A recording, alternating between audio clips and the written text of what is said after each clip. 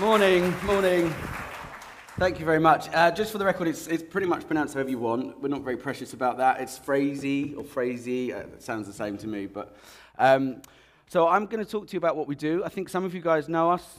Probably quite a few of you don't yet. And it's quite an unusual scenario for me to be talking to an audience that don't know who we are. So forgive me if I sort of assume things. Feel free to shout out your question. I'm quite happy to field those as we go through it. Just to give you a little bit of background on who we are, so we're Europe's leading language generation and AI tool, and companies use us to create marketing copy that does many things, but mainly for you guys, obviously we're talking about email today, so email for subject lines, increases opens, clicks, conversions. We also write copy for Facebook ads that increases your reach, lowers your CTA, and helps you with conversions in that channel. Today, obviously, I'm talking mainly about email. And I had a roundtable yesterday where I talked a lot about some of my opinions on AI. So apologies to some of you that were in that, because I'm going to repeat some of what I said yesterday. But there's a lot of things said about AI, a lot of it true, a lot of it not. And I tend to find myself having a little bit of a soapbox moment when I talk about AI, because I'm really passionate about the fact that as business leaders, we need to be making decisions that are good for our business and not just following trends. So we often hear people say they want to buy AI. People ring me up and say, yeah, we need AI in our tech stack. And I always push back and say, do you really? What is it you're trying to solve? And I'm going to talk a bit more about that in a sec. So, is this clicker? Clicker's not working, boss. There we go. So as I mentioned, we already work with huge brands all around the world in many verticals. And some of you probably have had an email from us or from our AI at some point in the last 24 hours. As well as some of these huge brands that we work with in retail, travel, leisure, finance. We also work with Premiership football clubs like Chelsea Football Club. If you've had an email from Samsung, Sony, Verizon, Ralph Lauren, you've probably already experienced our AI, and our AI has already learned something about the language you respond to. So, the dream. People think AI is a one-stop solution, that you can press a button and the AI is going to come in, solve all your problems, have all the ideas, and do everything for you. So, this is the dream. So, hey, AI, I want to run a campaign. Sure, what are you selling?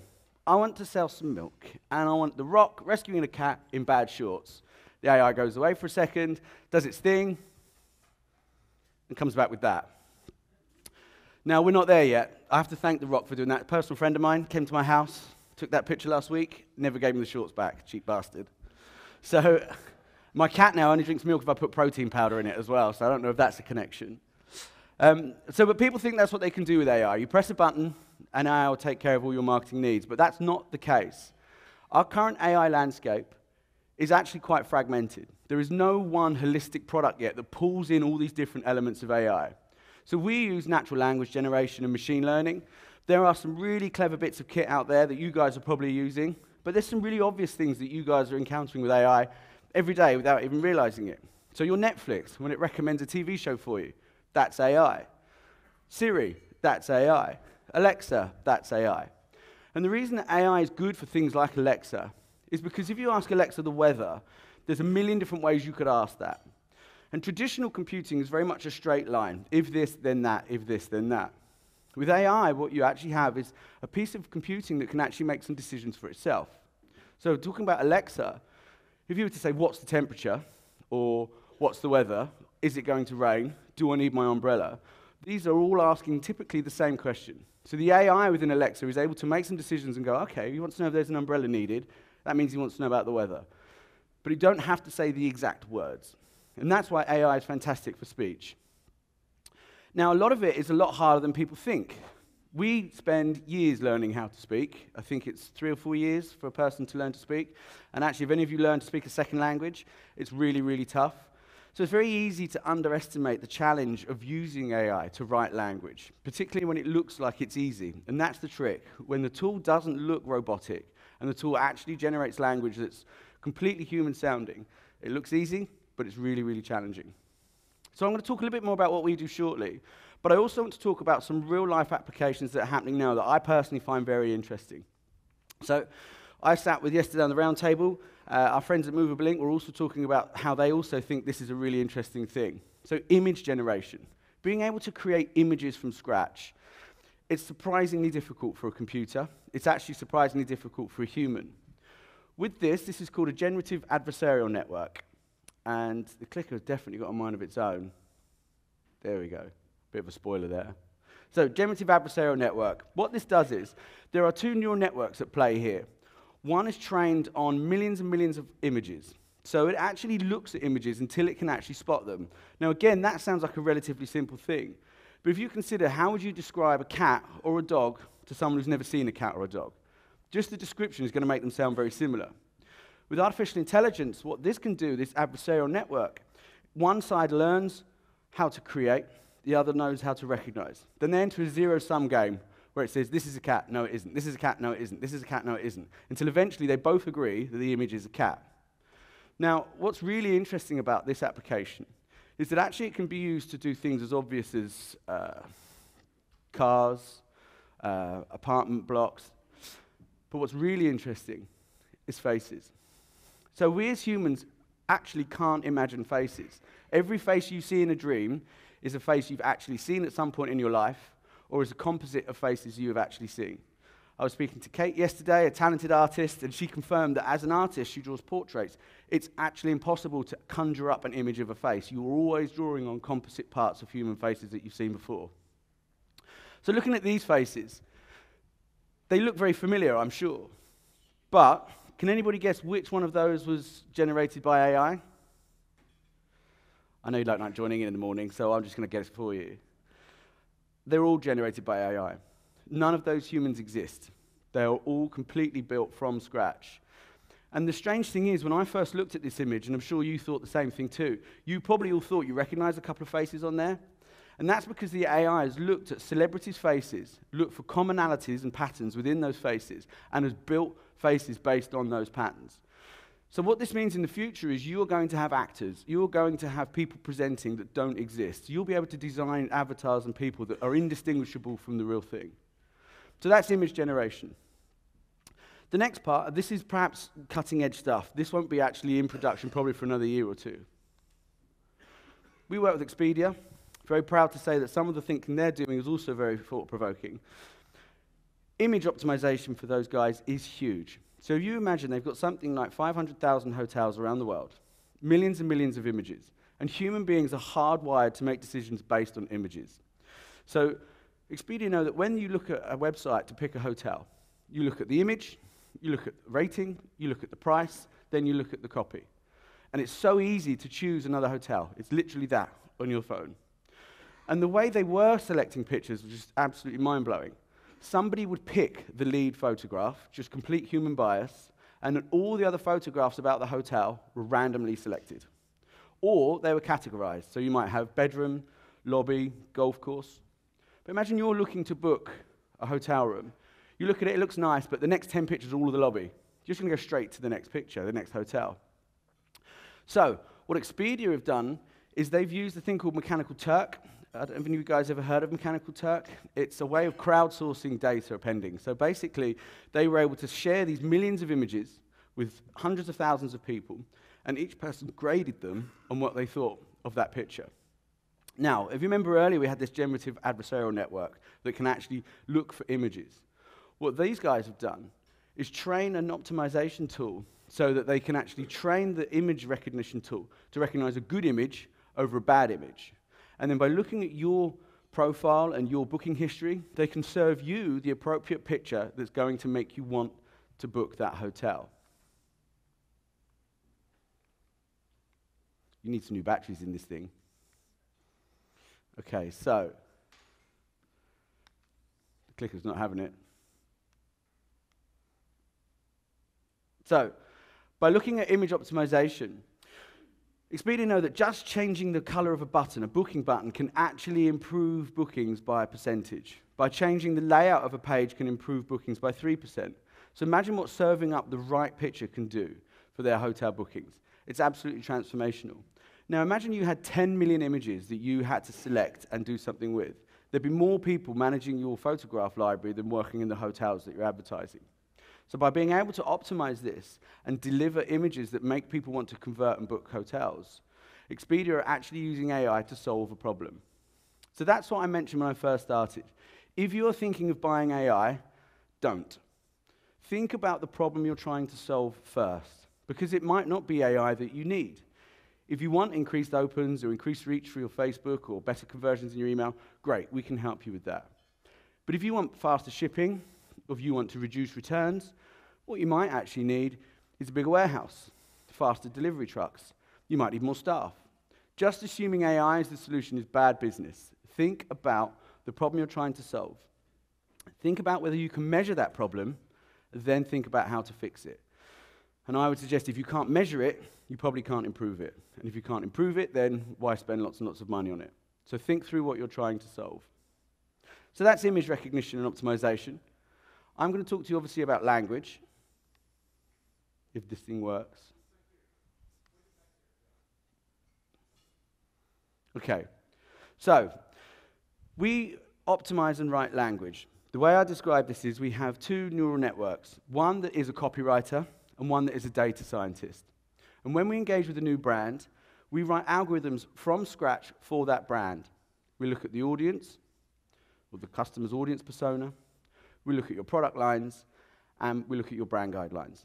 Then we triangulate those things, and we tell the algorithm, write copy that sells that product to those people using this brand tone. We generate language from scratch every single time. We actually are able to optimize that by testing, and I'll come on and show you that in a second. But what this means is, every single piece of copy that we write, not only does it sound like it's come from a human, but it will sound like it's come from a human in your marketing department. And that's because the neural brain that we use for natural language generation, it knows the rules of language. It knows how to speak. It knows what grammar is. It knows how nouns work. But it doesn't have a vocabulary. So when we engage with your brand, we educate the algorithm on your vocabulary. We work with your copy team, your marketing team. We look at previous campaigns. We look at your marketing guidelines, your tone of voice guidelines. We educate the algorithm so that it sounds like it's talking from your department. And that's absolutely essential, because without that brand tone in your subject lines, you're not going to get an improvement in clicks. You might see a spike in opens, but if you're not leveraging the power of your brand, you're not really using and not being honest with your audience, because they might not open with the level of intent they would if they knew that the brand was talking to them. So that's how we write language. The second part is the optimization. So I said we've got two neural paths, one that writes language and one that optimizes. The way this works, a user would log into the SaaS tool that we build for them, and we build a load of briefing questions. And these briefing questions are actually based on your campaigns, your structures, and all the things that you want to do. So let's just say you're Virgin Holidays. You log on, you say, right, I'm going to send a campaign today. We're promoting a couple's weekend to Paris. It's a Valentine's Day special. You input this information into the SaaS tool that we've built for you, and it's effectively briefing a copywriter that hasn't seen the email. So what you're saying is, Phrasee, I want you to write me a subject line for this campaign. Phrasee says, great. What's the campaign for? Who's it going to? You put the information in. Phrasee would then write between 100 and 150,000 subject lines in real time. It then measures 1,000 data points across those subject lines, compares them to previous results, and selects the top 9 performing subject lines. We also then include a human control subject line so that we can compare and make sure that Phrasee genuinely is getting an uplift. And the reason we do 10 subject lines, which is an interesting fact, many people do subject line testing. Most of you will do A/B testing. But the math behind that is really interesting, because if you're just doing A/B testing, that's one experiment. But if you do 3 subject lines, you actually triple that experiment space, because instead of having A versus B, you've got A versus B, A versus C. Then you've got C versus A, C versus B. If you imagine doing that with 10 subject lines, instead of testing 2 things, you're testing about 50. So you can really blow out your experiment space by just testing more subject lines. Statistical significance is key. You need to be able to have enough eyes on your subject lines to actually really trust that there's a winner there. If you aren't sending to enough people, it's very hard to see a winner emerge. We do have a tool on our website you can use that enables you to put in your segment size, your database size, and it will then tell you with your open rate how big your split test needs to be to get that statistical significance. So a user would log onto a tool, create real-time language, take those subject lines, put them into the ESP.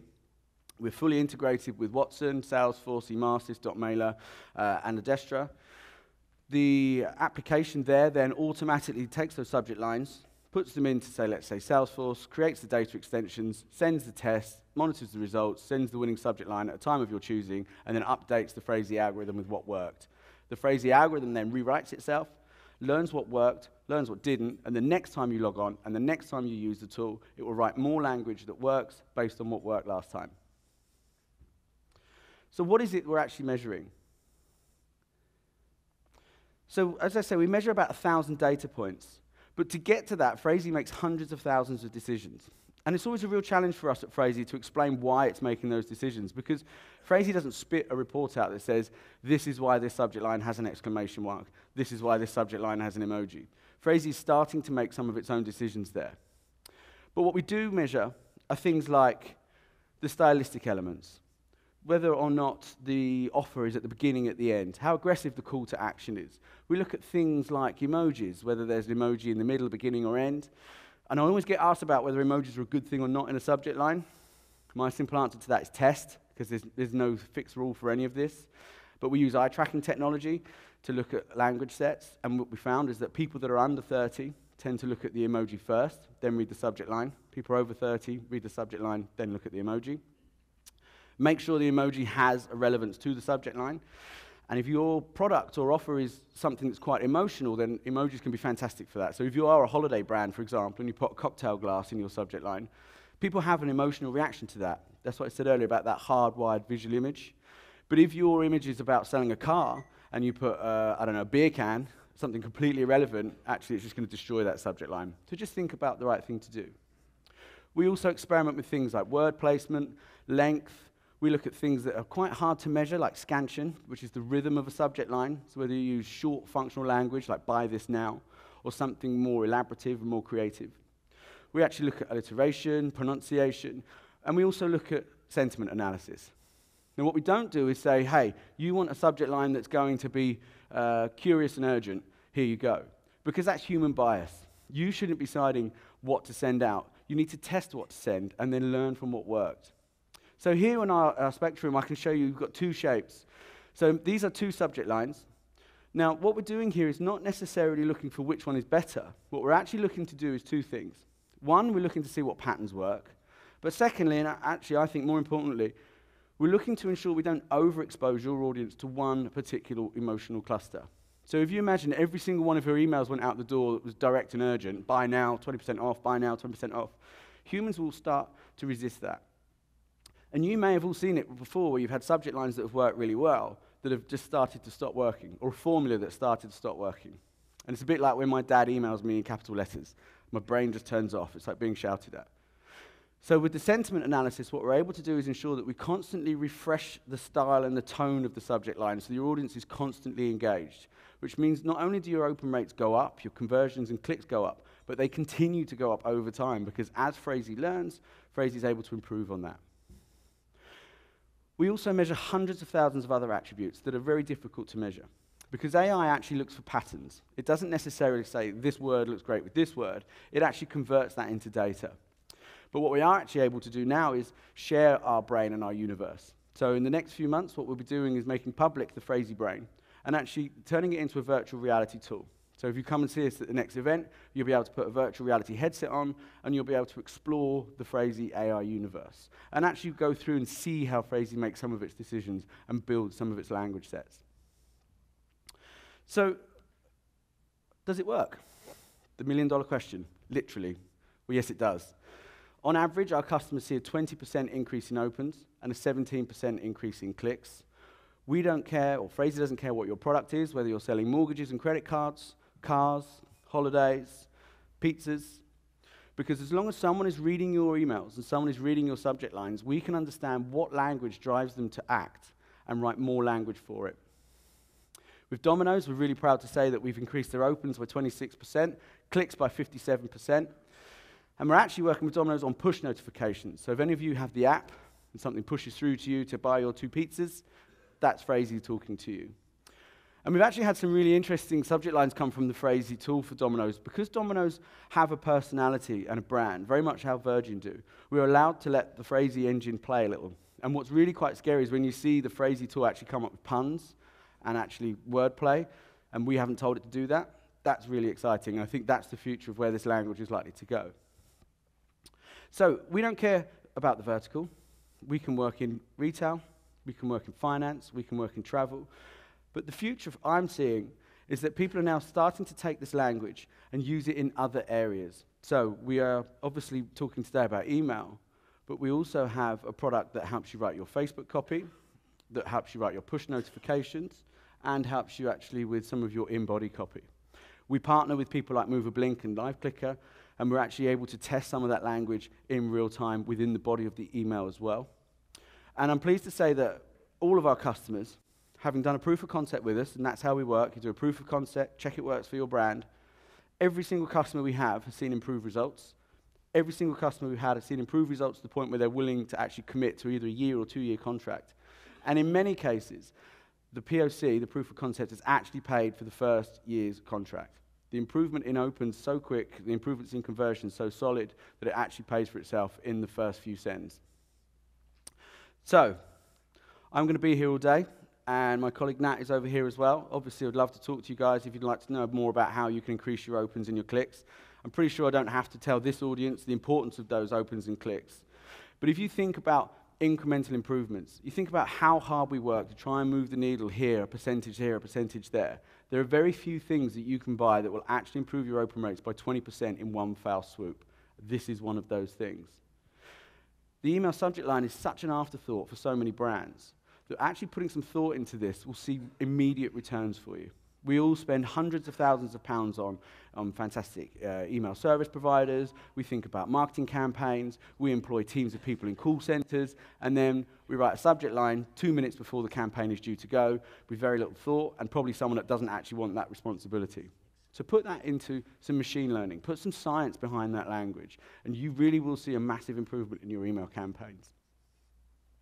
So I'm just going to finish off with how I'd like my AI tool to work for me. So I'm going to say, Phrasee, presentation's finished now. I'd like you to give me some kind of promotion that kind of sums up the Phrasee brand and just lets people know who we are. And the AI gives us this. So we're Phrasee. We're here all day. I want to talk to you if you're interested in how we can help you.